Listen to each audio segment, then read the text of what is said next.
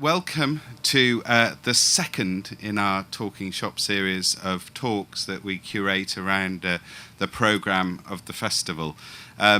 This is a talk which I've been really looking forward to, for a very long time, but bringing together Neil Higson, who is a very significant artist who worked with his artistry and with his technical and practical skills in having an amazing impact upon Milton Keynes as its landscape architect from 1977 or 78, was it? 77 formally, but 75 informally. Yeah.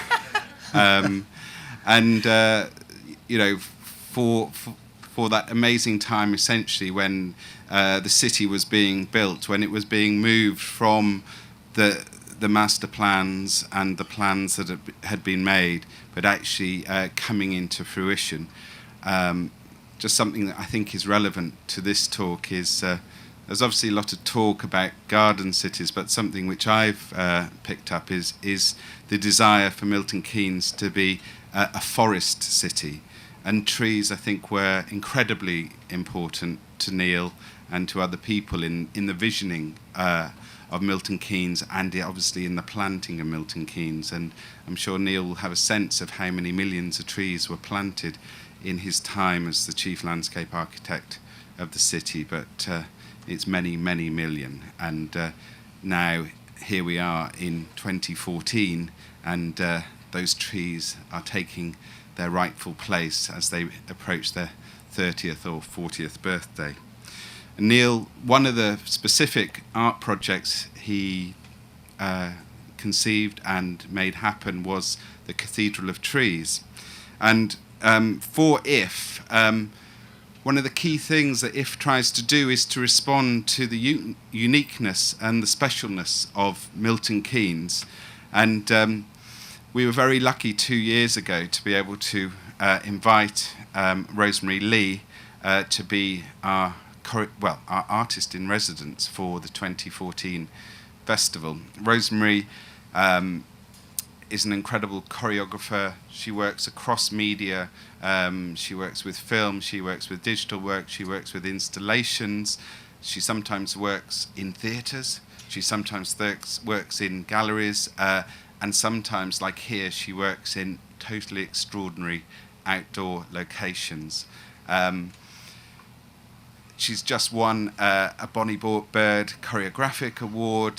She's got a Jerwood Choreography Award for another project she's working on at the moment, has just received an honorary doctorate from Roehampton University, is one of the researchers at ResCen at the University of Middlesex, and for a long time has been one of the core artists working with the incredible producing organisation Arts Admin, who we've also worked with over the time of Rosemary's residency. But I think it was because Rosemary just made this incredible link with the Cathedral of Trees and came up with this vision for Under the Vaulted Sky, the project which has been being presented for the last 2 days. Can I just quickly ask, how many people have already seen Under the Vaulted Sky? How many people are going to see it? Neil, are you not going to see it? Seen it? Are you going to see it? I'm forcing you to come. Possibly. See how the talk goes. Yeah. But you know, it's been a wonderful experience just to see Rosemary, responding to this art piece, to the Cathedral of Trees that Neil made happen. I think it was started to be planted in 84, 85. Yes. And again, it's 30 years old now, and really is in its sort of sense of being there. So I'm going to start off. It's going to be quite a short talk because Rosemary has got 100 dancers waiting to have their final words of encouragement before they go on and do the show at 2:00. So we'll probably wrap up by about 10 past or 1:15. So shut me up. I can waffle on, I know. We'll talk a little bit, and then of course we will open it up to any questions or observations from the audience.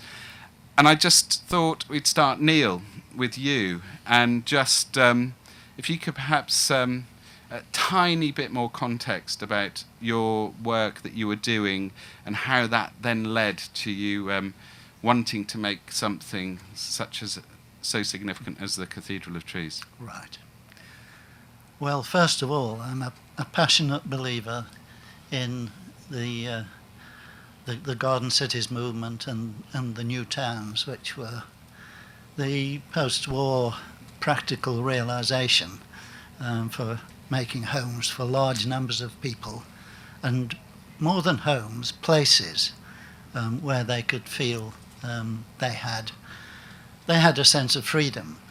And I think the new towns movement has really given opportunities to very large numbers of people who would not otherwise have had those opportunities. I've worked in 3 new towns. One was in Essex, which was a bit difficult. Then I moved to Runcorn New Town and had the good fortune of meeting Fred Roach, who subsequently moved here to be its general manager. And for some strange reason, he seemed to think that I was quite useful to him. So he asked me to come down here. I refused because the whole scene appeared to be seriously architect-dominated at the time, but eventually they shot themselves in the foot, and I came. I hope there's no of my old friend architects here. Anyway, it's slightly dark out there, so. Anyway, when I eventually came here, the notion was very firmly established that Milton Keynes was the city of trees, and a lot of very fundamental work had been done in evaluating the existing trees in Milton Keynes. And then, sadly, Dutch elm disease came and did the dirty on us, really. So the task when I was dragged down here was to do something about this image and organise a group who were capable of doing that and do it quickly. This meant that I bypassed a lot of very sensible forestry and arboricultural techniques and choice of species, and used a lot of very quick growing things, and used masses of semi-mature trees which we could get as cheaply as possible. And it was still the city of trees, but it had no cathedral, and what is a city without a cathedral? So I was rushing around somewhere, trying to look at various nurseries and things, and I passed near Aylesbury this sign to the Tree Cathedral down there, which is a memorial to Second World War casualties. And I hadn't got time to stop, but I came back and I thought, we'll have one of those, but we'll do it in a fairly majestic way. So I looked at various cathedral plans, and for a number of reasons, I seemed to settle on Norwich Cathedral, although I'd not even been there at the time. And what were those number of? Are they mystery reasons, or are they? Not at all. No, it's a very tidy plan, for one thing. It seemed to be a plan that one could really. I did look at Canterbury Cathedral, which is such a jumble as a plan, really, that it would have seemed in planting terms to be a bit of a mess, really. But Norwich was this lovely, pure Gothic plan. So I did that. But having since seen the place and seen the incredible clear stories and the height of the spaces, I feel a bit ashamed of the Tree Cathedral. But nevertheless, these things will grow up if they're allowed by the Parks Trust. Is there anyone from the Parks Trust here? And perhaps what guided your planting within the Tree Cathedral in terms of what were the architectural resonances or that you were trying to create with your choice of tree species? My first presentation, because it was not necessarily accepted as an idea. In fact, in the first presentation, we had to call it a tree feature. But I did a very wordy paper saying how the wonderful arched branches of woodland achieved something similar to the Gothic ascendancy of cathedral architecture in that period, and it went down pretty well. So my first presentation was for the whole thing being done in various varieties of poplars, because they, at that time, our brief as a group was to get things to grow quickly and to get this image of trees for the city to be something that wasn't just a dream and wasn't just something that's portrayed in exhibitions with beautiful drawings, but actually to be understandable and perceivable by, don't like to use the phrase ordinary people, but by people anyway. So after that, the success of that presentation, we had some time really and some space to think about a much more thought out set of species to make the various parts of the cathedral have some of the special characters of the various parts of a medieval cathedral. So we used, the difficult thing was getting trees that would make the spire. So we used sequoias, Sequoia gigantea for that, and used 4 of those, and a bit of a struggle to get going, but they seem to have settled down and decided Milton Keynes was a decent place to live. And then we used limes for the main body of the kirk, so to speak. They smell amazing. The limes. Oh, we've just loved it. Yeah. I'm afraid the only big ones we could get were American ones, but then all American things are a bit bigger, aren't they? And for the lining of the nave, we used fastigiate hornbeams, which it's a very well-behaved tree. I sometimes think I wish I'd used something a bit more vigorous, but anyway, they do the job. And then coming into the I'm going to stop you before you get into the cloister, because I think there's a particular story to the cloister which we'll come back to. I'm going to jump forward 30 years. I think probably it was actually a March of 2012 when Monica Ferguson, the festival director, and myself, I think, welcomed Rosie to the city for the first time, and went to various places. But I think on that first trip we did include the Cathedral of Trees, and so that was in 2012. So at that point the Tree Cathedral wasn't even in its 30s. It was still only in its 20s. I just wonder if you can go back, Rosie, to what your initial impressions were, because obviously you have spent probably more time in that space than anyone else in the world, I would imagine now. Except you, maybe. I would say probably you've probably spent more time there than anyone else in the world. But if you could try and go back to 2.5 years ago when we first invited you out to Milton Keynes. I've seen it through all the seasons, which has been wonderful. So I see the trees as in their skeleton forms, in their sculptural forms, and in full foliage, which I've really enjoyed.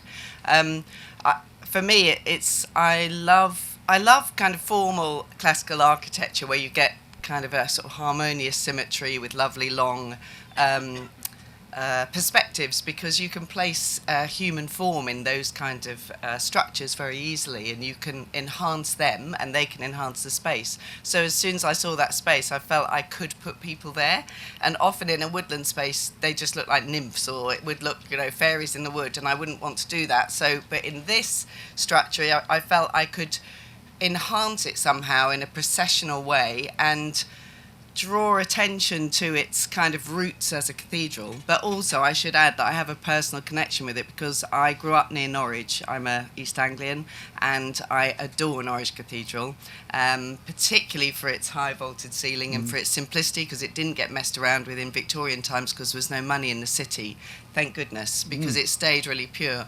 And also it's full of extraordinary sort of iconography, if you like, of green men. It's got the most green men of any cathedral in Britain, I think that's right, and loads of golden foliage, hence the golden theme in the dance, for those of you that saw. So I spent a lot of time going back and forth between the Tree Cathedral and the cathedral it was based on, so that I could see if I could make links with the designer to Norwich and see what resonated for us. So I was very moved by it as well, because I'm also a great believer in green spaces that we are free to wander in, and I've really stressed that with the cast, and I think the young people find that a bit odd when I said we're coming here to celebrate something that was built without us paying to enter. We can go whenever we want, we're free to go there, we can use it, it's just for us, it's not to sell anything. And young people today don't really know about that. That wouldn't happen today. I can't imagine a Cathedral of Trees being built today. Can we? Anyone? No, I don't think so. And I think we've been very moved by that, and it's not just my home, it's their home now. Although we live in a very hot marquee out the back, I think they've realised that, especially young people, that actually the coolest place to be is inside the cathedral. It's like 10 degrees cooler, the trees create the breeze, and I think they're learning about what trees do just by living with them, which I could have told them countless times, but until they experience it in their bodies, it's their home now, which is lovely. I think that sense of freedom is incredibly important to me and to the place, really. Yeah. And to the whole of the landscape of Milton Keynes, really, because it is, as I think I referred to it once when someone was giving me a small award for it, as the labyrinth of freedom, which is wonderful. Tell my designer that, she'd love that. Yeah. And I'd like us to go into the cloister, because I think the cloister is a very particular space. And Neil, I wonder if you want to perhaps talk about some of the specific planting in the cloister. Well, the cloister was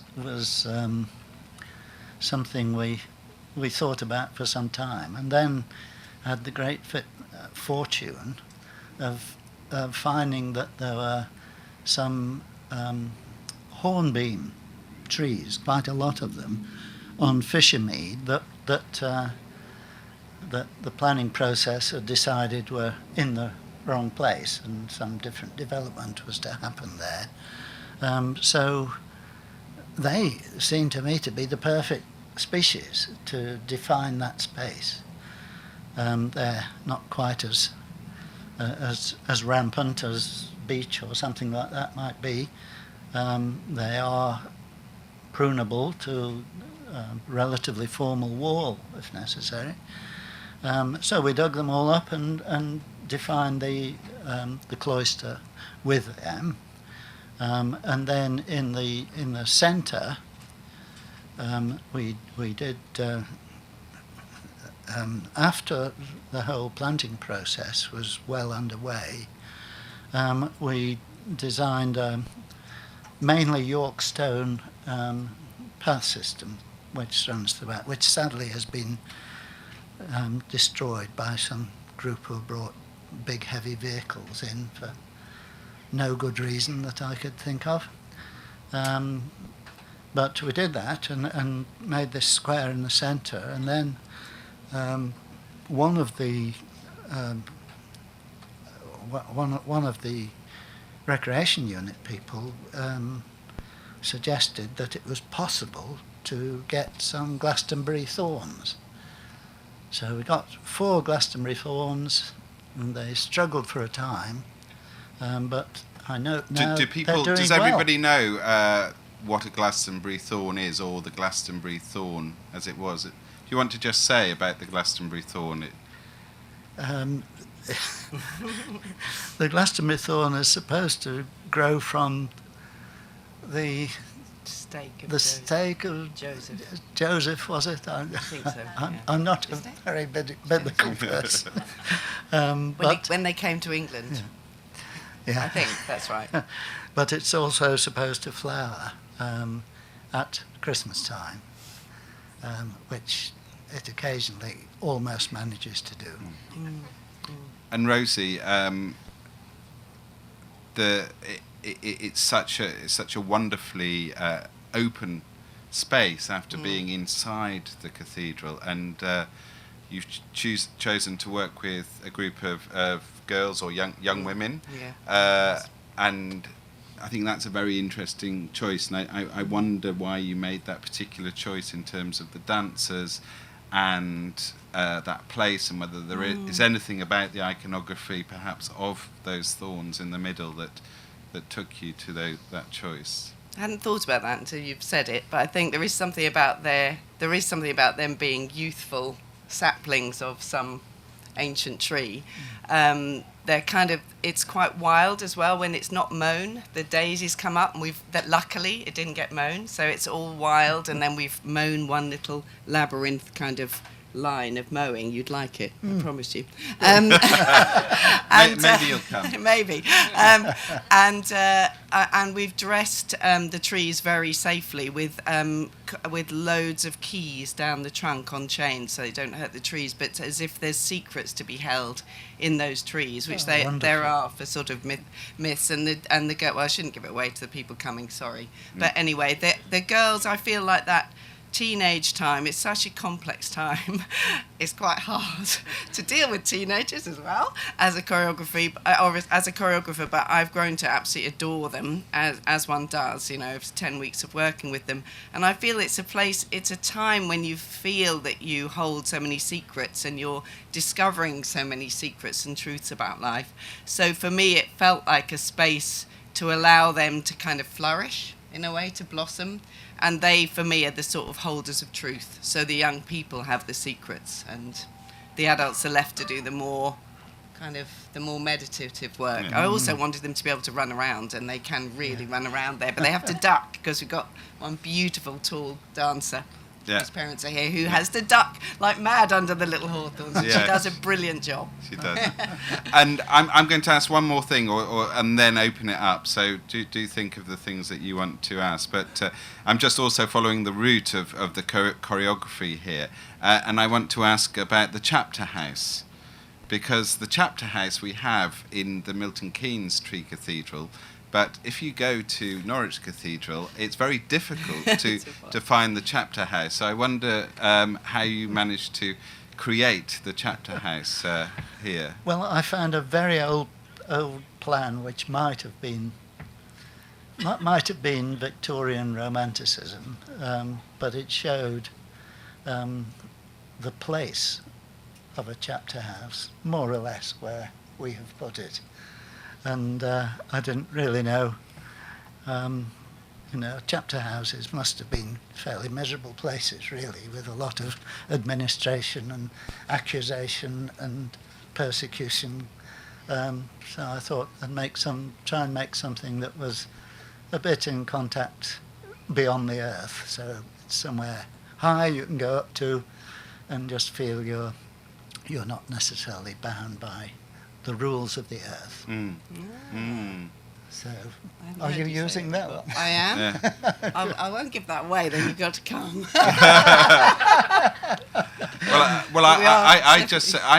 For me, that how you have used it, and I will try not to give it away and leave something. Well, there are many things that Neil needs to discover by coming to see the performance.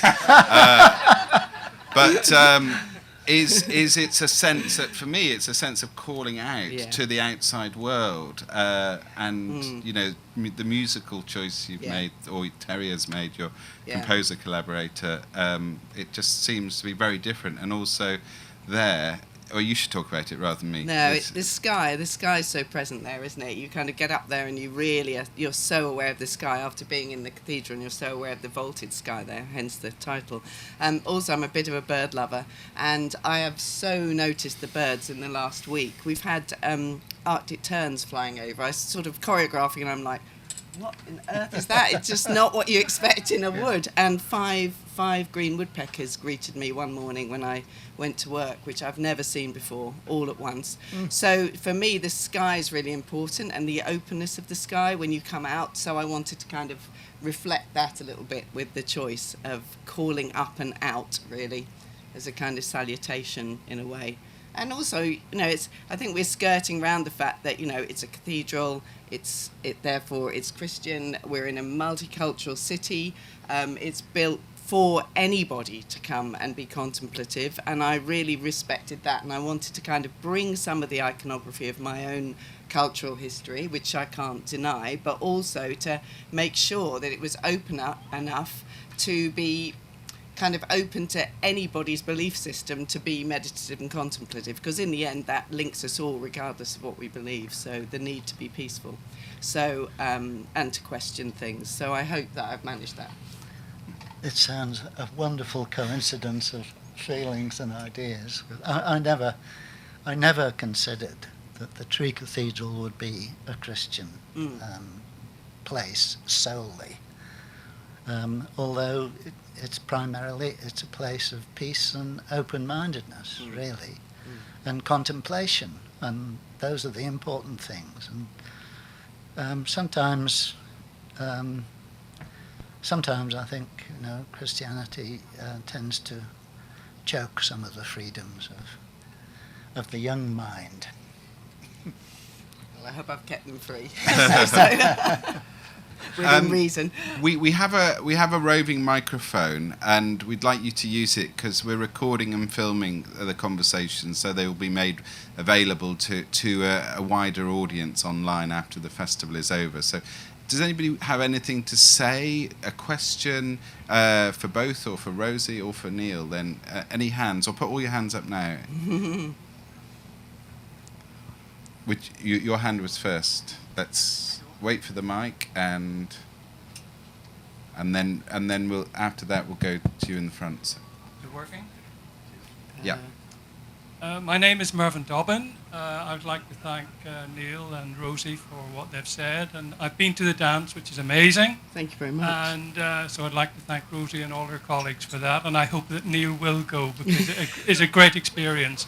I'd just like to say one thing, and that about the Tree Cathedral.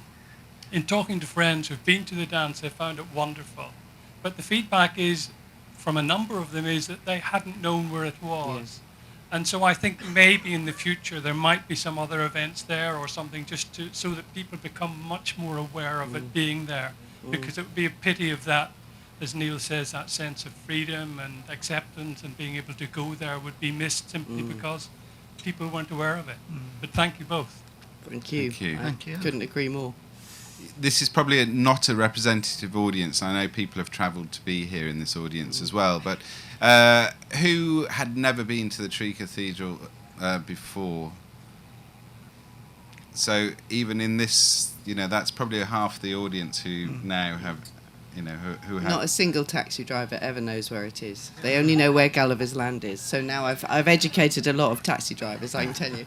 But that's because you paid to go into Gulliver's Land, so of course you would know where where it was. There was at the front. There's. Can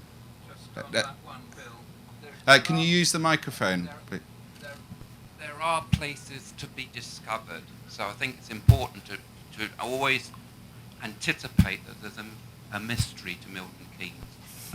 And the Tree Cathedral is one of those. It's a place to discover. It shouldn't always have to be so explicit that the taxi driver knows everywhere to go. Could I answer? Yes, please do, Neil. Or discuss it, perhaps. Well, discuss it, yes, yeah.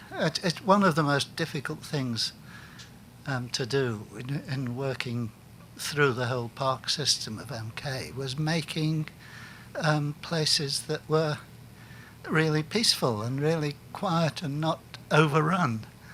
And to a certain extent, I think we tried a bit too hard with the Tree Cathedral, but I have to say I wasn't very happy about Gulliver's landing on its doorstep, really, because it sort of it kind of diminished its noticeability, and there was a wonderful, I've forgotten the guy's name, who wrote a book about his love of maps. And he came to Milton Keynes and he tried to find out where the Tree Cathedral was. And he went to Gulliver's Land and asked as many people as he could find there, because he'd seen it on the city map. And none of them had the remotest idea where the Tree Cathedral was. And it was just next door to them, you know, so... Anyway, yes, I take your point, but you could take it too far. I take Stuart's point as well. Mm. Thanks. My name is Charlie Cronick, and I wanted to thank Neil for... I'd never been there. In fact, I'd never been to Milton Keynes before coming to the show, so it was a privilege and a pleasure, so thank you for that. And I wanted to ask Rosie a question. Maybe this is a place with a wireless mic.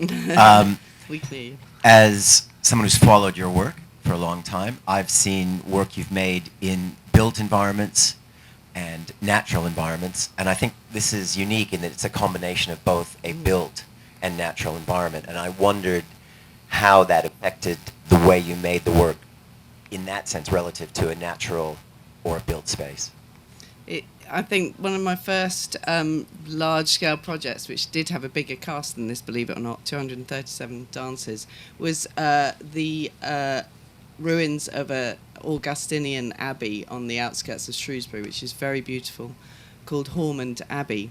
And as I've been making this piece, I keep thinking of that dance, and I realise that it really resonates. The dance is very similar in some ways, even though it's a very early work of mine. And I realise it's because it was a footprint of an ancient monastery and cathedral with a real chapter house and a refectory and all kinds of things.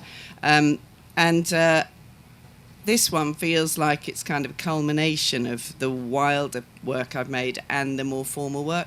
The only time I can make work that's in more wilderness areas, which I adore, but I don't want to besmirch or spoil, is to work in film. So normally on a site like that, I would approach it with film so that I didn't fill it with people in a way. But with this one, because it's created in an architectural way that was built to house many people, it's a kind of combination of wildness and formality that allows me to find ways of guiding an audience through. And I don't know if I'm quite making sense. Is she making sense? Am I making any sense? You are to me, anyway. Yeah. So yes, it kind of it gave me an opportunity. I remember when I walked in, I thought, this is a really good opportunity because I know I can put people in here without spoiling the environment and without them being lost. So there's a really good balance for me because of its formality. But I hope that people can see its wildness as well, and that's what I'm trying to kind of evoke as well. So I hope I've answered that. We've got time probably for one or two more questions. Has anybody else got any questions or comments? Over here. Just wait for the microphone and keep Stuart fit. Mm. I too can add to the thanks, having seen an absolutely brilliant piece, moving nearly in tears as I left it, so thank you for that. What I'd like to ask is about both of you, if I may, about the sound. Mm. The sound for me was part of that performance, an intrinsic part of that performance, almost insidious. And I'd like to ask Neil, did he have any idea of the sound that those trees would make when he made his choice of species? And what drove Rosemary to choose that type of sound, that blown sound? I think, sorry, shall Yeah, I go do on, it first? I don't think I had a huge idea, but the space really coming from the wonderful cathedral that it did, was had some amazing sound qualities because of its relationship of spaces. The tree species, I think, certainly the main thing was a variety of forms of trees, and you do get these wonderful different sounds in different species woodlands. So I think to a certain extent it's fortuitous, not to say accidental, but at the same time there was a general intent in that direction to make sound a very important part of the feeling of peace and relaxation and a kind of awareness of the natural environment, which is such an important part of the sound of trees in woodland. That's really interesting because I can hear them more and more. I was so worried about the road. When I first came there, I was just, oh my God, how am I going to get round this? Because I didn't want to use amplification at all. I don't really like making site-specific work that's covered in these things. I'm not really a black technical, but I don't like seeing all this stuff. It's fine in here, but I don't want it in the site. So I knew with Terry, we both felt that. We experimented with hidden Walkman, battery operated in the trees, and then we thought we wouldn't be able to hear that. So in the end, he said, we trust me, we're just going to make people listen. And he's right, he's done that. So in the cloisters, those sort of gamelan-like instruments are so soft, but they really permeate the space, and you have to listen, which means then you listen to the trees because your ears wake up. And I think he's a great composer for making you listen more. And I think that's why I'm picking up all the bird species, because I'm pretty busy and I'm still noticing the odd great tick come through and things. So and the use of trombone. So obviously it's to find things that make a lot of sound. So we experimented with a brass band here about a year ago, 2 years ago. Exactly a year ago. Well, a year ago next weekend. Yeah. It was a year before the festival. Yeah. Yep. To try it, to hear what that sound. We were both there to hear that, and we realised that we knew that we wanted to work with brass or maybe wood-reeded like bagpipes. He makes bagpipes as well, and I love bagpipes. So I was thinking about English pipes, or brass. So the six trombonists and the bass trombones, which give that fantastic sound. And I was very picky about the drums. No, those won't do. I want that kind of real bass drum that cuts through you, so you kind of get cleansed by the sound and slightly jump out of your skin as well if you're at that end of the audience. But that is giving it away. Oh, sorry. Okay. Well, I think Neil might be almost there, Right. over the edge. So yeah, brass and celebration and gold, the actual look of the instruments, I wanted to bring a bit of the bling of a medieval cathedral into the greenery of the woodland space, just kind of flashes of light that could go again. So it was a bit of how they looked as well as how they sounded. So I hope that answers I've got one more thing which I think will be our wrap, which is Rosie, what's next in terms of, we finished the performances today, but then you're also here for another 3 days, and it might be worth just maybe talking a bit about some of your ideas from that, and perhaps whilst you're doing that, Neil, I'm leaving the festival after this time. My successor is in the tent. I was going to say in the room, but in the tent. Are there any of the other major artworks or installations that you created in your tenure that you think she should be looking at, perhaps as inspiration for her programme? So you think about that, and I'll ask Rosie to respond to what's next. Yeah. So on Monday morning at 8:30, oh my God, we start filming with some of the dancers, and most of them are going to come and be filmed at different points for the next 3 days, and we're making a new film of the work, so it's not a document, we're doing that already, documenting it. We're making an installation that is a triptych, like a modern contemporary triptych, based on the idea of the triptychs as altarpieces or in cathedrals, of the kind of cathedral itself with the dance. And we're hoping it'll be a sort of on a 10-minute loop, and we're hoping it would be an installation art piece that could travel around cathedrals in Britain.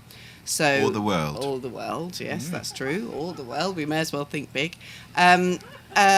So, yes, and it's a little bit like I jump in there on Monday morning and try and find the images that are going to work, but that's another challenge. And then straight after that, I go to North Wales and I make a piece with another artist called Simon Whitehead, who works a lot in landscape. And we have 4 performers, singers and aerialists in a huge mature oak tree. We're actually in the tree, not me. I'm down the bottom, but we're doing a piece that's calling from a tree. So. What part of Wales is that? Betws-y-Coed. Betws-y-Coed. Yeah, in Snowdonia. I might come and see you. Oh, great.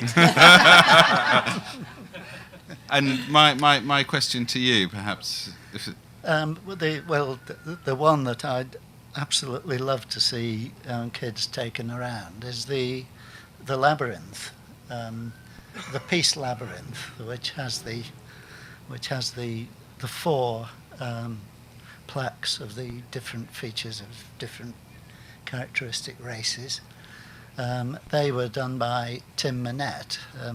When I first came here, before the Peace Pagoda was here, there was that space, that bowl, the Willen bowl, was pretty well constructed, but it seemed to me to be a space that needed some level of life in the bottom of it. So I had a look at various mazes and labyrinths, and the Saffron Walden labyrinth was a very nice one that would take some degree of enlargement.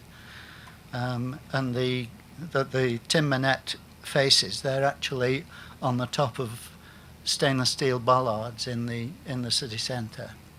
And they just seem to be something that needs to be a bit more noticeable.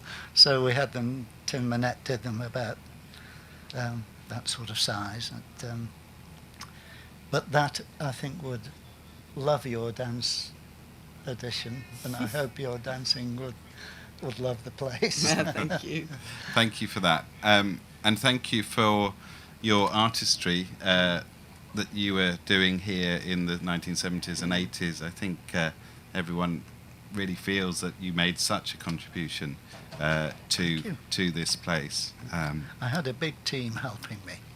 You had a big team helping you, and I'd like to thank Rosemary Lee, but she's had also a very large team, 100 local people that have given countless hours of their time to workshops, to rehearsals, to dress rehearsals, to technical rehearsals, to previews, to 5 shows and 3 more shows through today and 3 days of filming. That energy and commitment, I think that the whole team has given, but particularly those people who've just come from Milton Keynes and from further afield, been attracted in, has been amazing.